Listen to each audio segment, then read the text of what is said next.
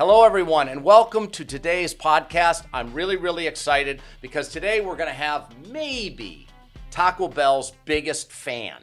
His name is Sam Reid, and he did something that's so amazing. He did this documentary on eating Taco Bell food morning, noon, and night for 30 straight days. And the name of his documentary is I Ate Nothing But Taco Bell for 30 Days to Improve My Health.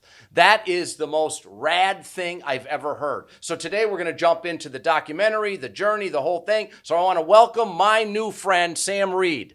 Thank you, Mark. Thanks for having me. It's very exciting to have you. I just want to go back, and you don't know this, but about, I don't know. So you released your documentary in October of 22. I watched it at lunch across the street. Okay. I was so excited. On the way back, I was calling our ad agencies. I was calling our PR. I called every marketing person that would answer the phone and say, we've got to get Sam Reid to tell his story to the world because it's pretty amazing. Oh, my goodness. So anyway, the fact that you're with us today is really cool for me, myself. Well, thank you. No, I was going to ask you how that first came across your radar, and that's amazing. Well, they sent me the link, and they said, hey, listen to this and watch this, and it was, I really, so we'll get into that, but I'm really excited to have you with us today. So anyway, Sam, you're how old, Sam? I'm 29. Okay, you're 29 years old, and you got a big story to tell us about your life. So just let's go back a little bit and tell us a little bit about yourself and how you got to where you are today. Sure, absolutely. Well, I've always loved making movies. That was kind of a fun thing my siblings and I would do, just with the old VHS recorder. And then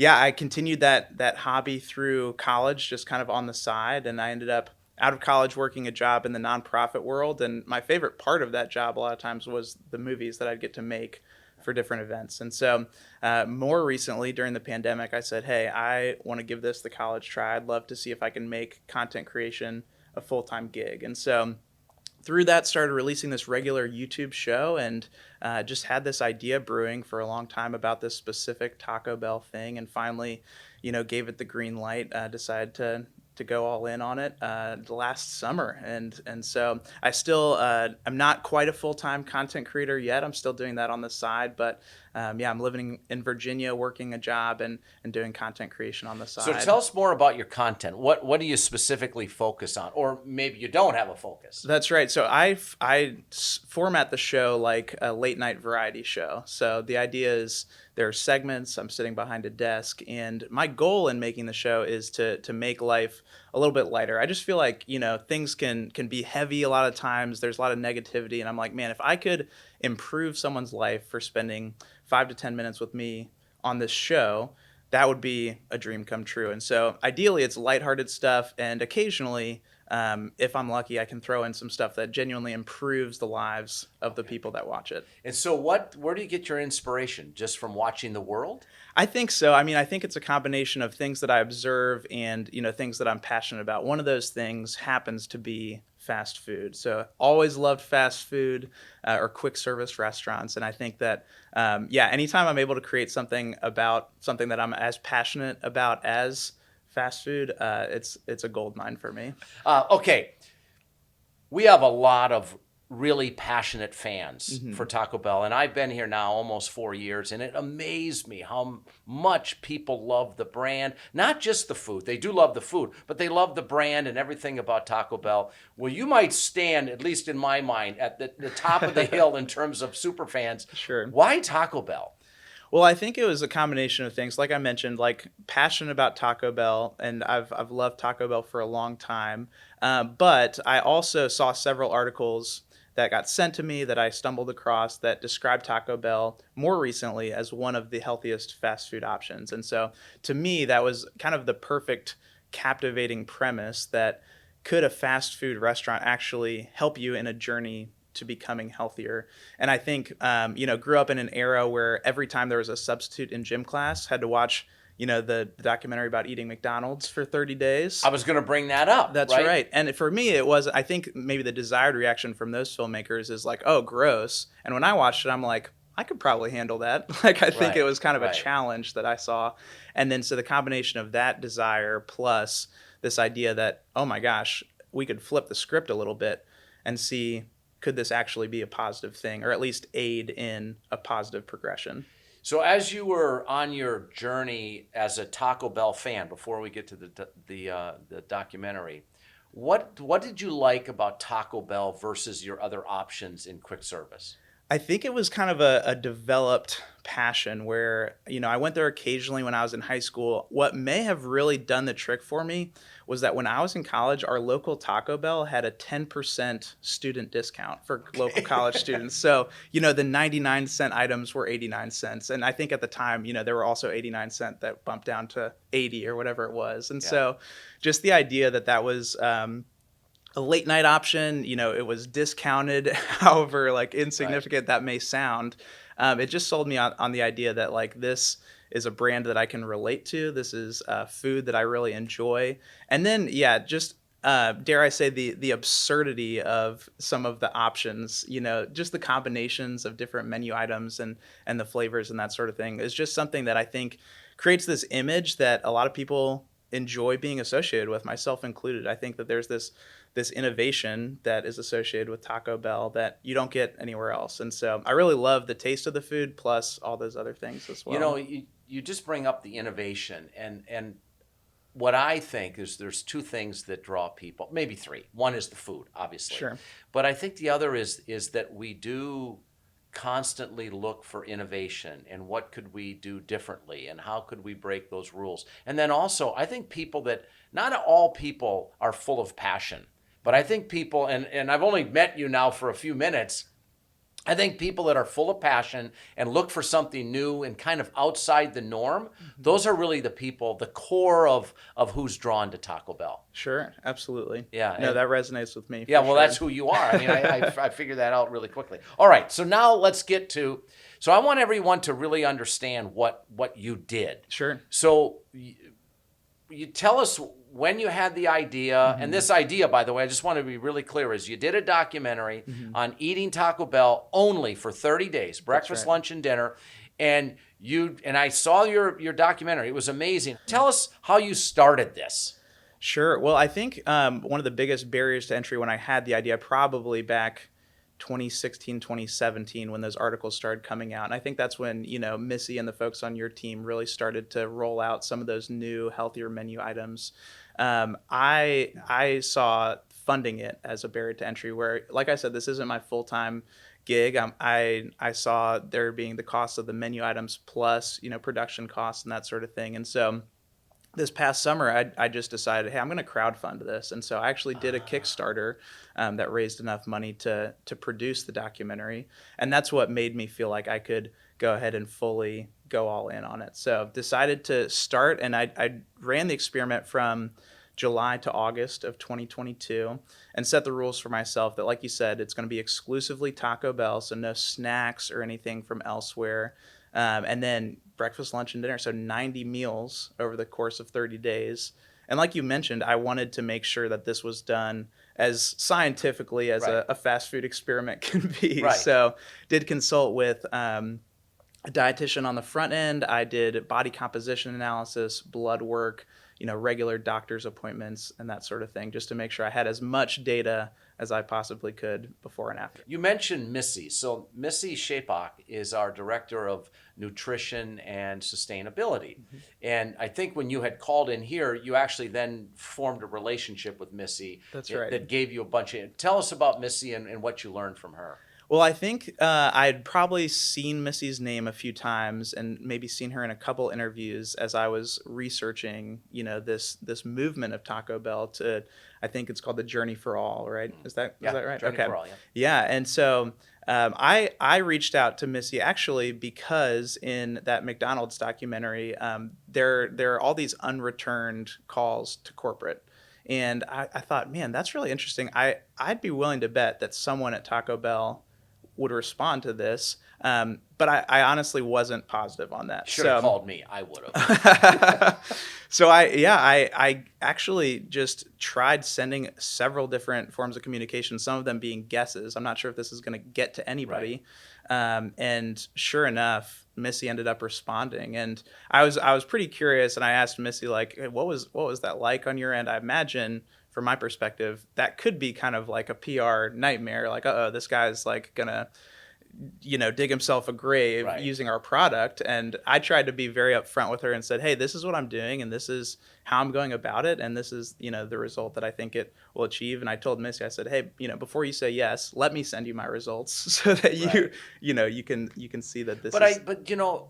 Sam, I think it really talks to the Taco Bell belief in itself. Sure. Because I think a lot of brands would be afraid that, because any one of these experiments might go bad, or Sure. you might get something that you really don't like the result. Mm-hmm. But I think there's a real belief here. Not I think. There is a real belief here that what we do, which a lot of people think is unhealthy, certainly tasty, but not really if it's a healthy option for you. Sure. But being here for 4 years now, there's a lot of real care that goes into making the food as good as we can make it for people. Absolutely. And something that Missy helped me see is that it's not as black and white as people make it, right? Yeah. There's not this dichotomy of fast food equals bad. Right. And really anybody going into the Taco Bell menu can use the nutrition calculator, can use the allergen guide, whatever is specific to their dietary needs, and figure out the informed decisions they need to make eating at a quick service restaurant like Taco Bell. That's beautiful. All right, so let's go back. So day one, did you script out what you were going to eat? Did you do it on the fly? To go back and take us through a normal day? Sure. Okay. So my goal from the start was, hey, I want to eat everything on the menu at least once. I didn't want people to say like, oh, well, he like ate Did a the Taco Bell. vegetarian Right. menu. He only ate tomatoes or Right, whatever. So I completed every single menu item minus, every single modification, because technically that Right. could be millions. Yes, Right. yes. So, and that only took 8 days. I actually finished the whole menu, breakfast, lunch, and dinner by day 8. And so after that, I tried a couple different things throughout the weeks, but mostly after that, I had sampled everything, and I went forward based on kind of a combination of what I enjoyed plus what I knew was going to set me up well health-wise. The third week, I believe, I did exclusively vegetarian and vegan options because someone had messaged me when they saw the publicity around the documentary and said, hey, it would mean a lot to the vegetarian community if you did this, because Taco Bell is one of the best places we can eat when it comes to fast food. And so spent a week doing that. And I don't eat a vegetarian diet, but that was a really eye-opening experience for me. There's a lot more than I expected. So was there any point in the 30 days where you were like, I can't have Taco Bell anymore?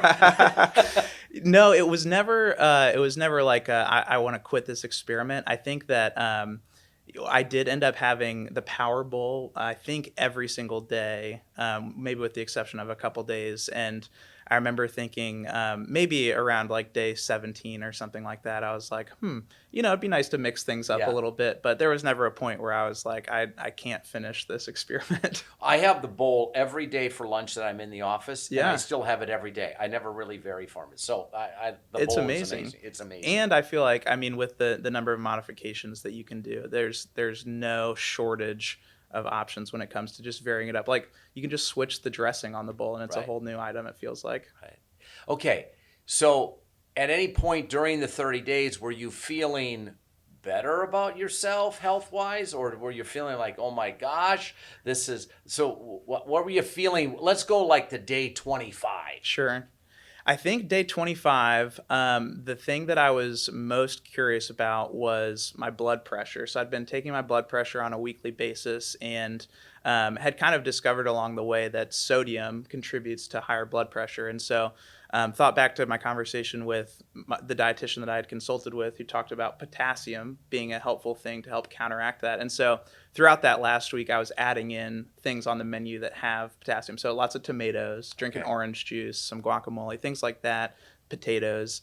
And so it was a lot of like anticipation of like, is this enough to actually get me back to my starting point? And so at that point, I was feeling pretty good. I wasn't feeling physically bad, but I was just more curious about those numbers and kind of in anticipation of whether or not that would be enough to get me to a good place. Okay, so now to me the most exciting thing. Yeah. So you're done. You've had 90 Taco Bell meals in 30 days, and you go back to the nutritionist or what the doctor. That's right. And you did your blood work or whatever, and so This is the best part of it. Tell us what you saw, because you actually did this little thing where you opened the envelope at your desk and the big reveal. So tell us about that moment.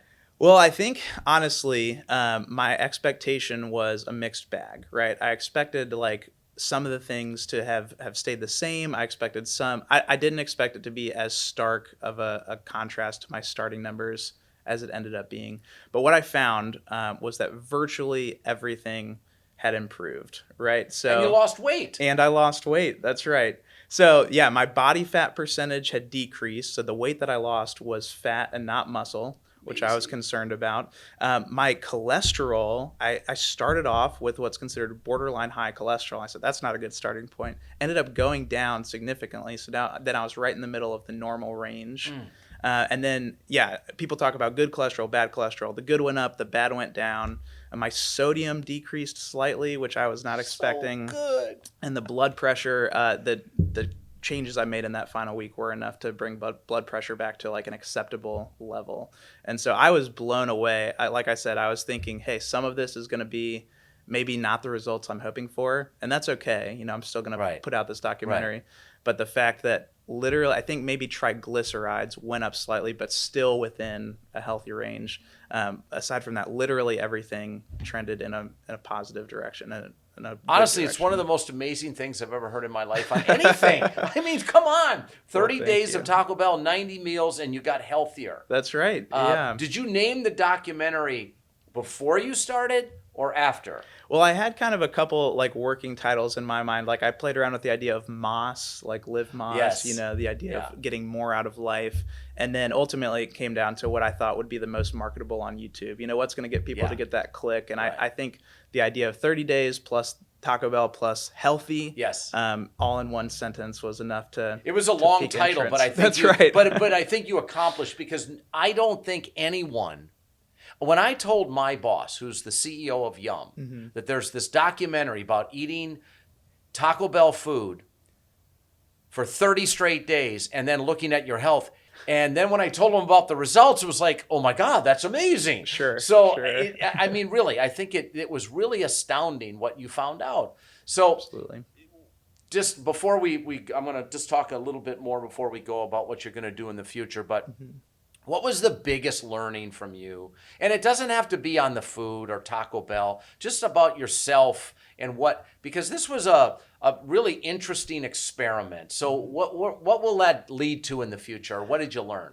Well, I think I learned a lot of things about health that I wasn't aware of. I think I got so many comments where people were like, what about this? What about that? And so I had to look up, like, what is this health metric I've never heard of? The biggest thing I think, and I hope that people can take this away, is just the nuance of it, right? Like, health is incredibly individualized. And so, again, it's not a black and white to say this food is inherently good or inherently bad, because I think a lot of times that brings along this guilt, right? Or this unnecessary kind of self-critique when it comes to what we eat. And what one of the dietitians I consulted with helped me see is that food is not only necessary, but it's a good thing, right? We don't necessarily have to have this mentality of earning the food that we eat. And I think that a lot of people, unfortunately, view that like, oh, every single, almond that I eat, I need to earn, I need to work it off. And the reality is, our bodies are incredible. They use all sorts of different energy types. And so we need food just to exist. And so as I was doing this, for me personally, combination of exercise, making good choices when it comes to nutrition was something that was beneficial to me on my health journey. And so I would just encourage the people that see this to make those informed choices for them, right? It's not necessarily like a prescriptive thing, eat exactly what I ate, because that might not be right for them. Yeah. But I hope that people in seeing this can look at Taco Bell as a healthier option, as something that they don't need to feel guilty about eating, because like most things, there's nuance there, and there are places that they can or options that they can go to make healthy decisions. Beautiful. Love that. I love that. All right, so you're still a very, very young man. What's next for you? And I know it's probably going to be around your content and your show, but where do you take that, and how do you get there? Well, yeah, you hit the nail on the head. I would really love to continue making content that I think, like this documentary, is conversation starting. I think that it'd be really incredible to continue making stuff with fast food or quick service restaurants. I think that we're available. Yeah, oh, good, we're available. good. Because I think that's such a relatable thing, right? Yeah. Everybody Yes. has their favorite fast food, whether they Sam, see we that- serve over 40 million people per week. Just Taco Bell. Amazing. So, I mean, when you think about it, and we have about 165 million, that's half the population eats at Taco Bell every year. Incredible. Right? yeah. And so it's a big, it touches a lot of people. Yeah, huge audience base for sure. Huge. So I would love to continue to grow the YouTube channel and take that full time, and hopefully fast food and Taco Bell will continue to be a cornerstone of the content that I Well, make. as long as I'm here, we're going to be a part of this damn show. So that's all I'm going to say. All right. Before we leave, first of all, thank you so much. You flew all the way out from Virginia to be with us here. He's That's at right.